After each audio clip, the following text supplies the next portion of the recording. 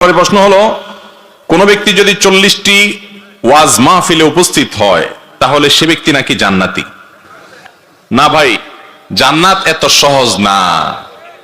ওয়াজ 40 মাহফিলটা 40 ওয়াজ মাহফিলে গেলেই যদি জান্নাত হয়ে যেত তাহলে তার এত কষ্ট করার দরকার ছিল না, তাহলে তার ফজর নামাজের কনকনে শীতের মধ্যে উঠে নামাজ পড়ার দরকার ছিল না।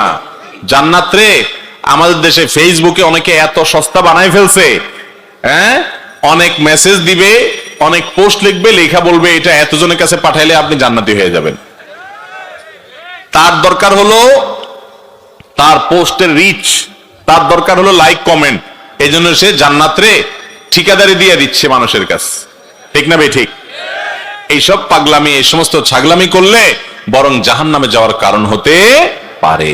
আল্লাহর নামে মিথ্যাচার জঘন্য অপরাধগুলোর মধ্যে থেকে একটি। অতএব ওয়াজ মাহফিলে যাবেন কথা শোনার জন্য, কথা শুনে বাসা যে সুখ করবেন, কান সুখ করে যাবেন যে ওয়াজ শুনছি একটা, এটার জন্য না।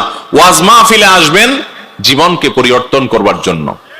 আপনি ওয়াজ মাহফিলে কোন আলেমের বক্তব্য শোনার পর কোন জিনিসটা কোরআনে আছে, হাদিসে আছে, অথচ আপনার জীবনে নাই, এটা জানার সঙ্গে সঙ্গে মাহফিলের ওই প্যান্ডেলে বসেই সাথে সাথে নিয়ত করে ফেলবেন, ঠিক আছে এখন থেকে আমি এই জিনিসটা কোরআন হাদিসে আছে আমার জীবনে নাই, তাহলে আমি কেমন মুসলমান, এখন থেকে আমি এটা করা শুরু করলাম। আর এই জিনিসটা আমি খারাপ, কোরআন হাদিসের আলোকে জানলাম, এখন থেকে আমি সেটা বাদ দিলাম। এই প্রতিজ্ঞা, এই ইচ্ছা, সংকল্প এখান থেকে করে যদি যেতে পারেন তাহলে সেই ওয়াজ মাহফিলে আসা সার্থক ইনশাআল্লাহ। আর যদি শুধু কানসুক করে চলে যান, ফজরের নামাজটাও মসজিদে জামাতের সাথে যা পড়তে না পারেন পুরুষ, তাহলে সেক্ষেত্রে এই ওয়াজ শোনার 2 পয়সার কোনো ভ্যালু নাই। অতএব আমল করবো তো ইনশাআল্লাহ। 40 ওয়াজ মাহফিলে যাই জান্নাত কামানোর ধান্দা ছেড়ে দেন, মাথা থেকে ঝেড়ে ফেলে দেন। এটি বোগাস কথা, এটি ভুয়া কথা, এর কোনো ভিত্তি নাই। আপনাকে ওয়াজ মাহফিল 40টা না, একটা ওয়াজ মাহফিলে যায় যদি আপনার জীবনকে পরিবর্তন করে আল্লাহর অবদ্ধতা থেকে আল্লাহর বাধ্যতার পথে চলে আসতে পারেন, তো এই এক ওয়াজ মাহফিলই আপনার জান্নাতে যাওয়ার জন্য যথেষ্ট ইনশাআল্লাহ।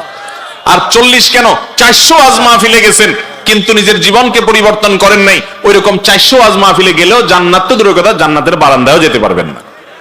জান্নাত এত সস্তা জিনিস না। ইমানদারকে এই সমস্ত অলিক স্বপ্ন দেখাবেন না।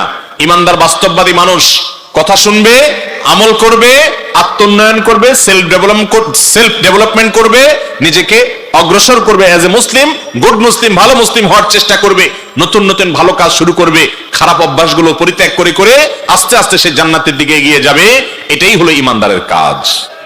অতএব ওয়াজ মাহফিলে সংখ্যা গুনে গুনে 40টা গেলে জান্নাতে যাবেন বাবারে, ভাইরে, এই সস্তা চিন্তা না করে ওয়াজ মাহফিলে এসে কথাগুলো শুনে আমল করার চেষ্টা করেন, জান্নাতে যাওয়ার পথ এমনি সহজ।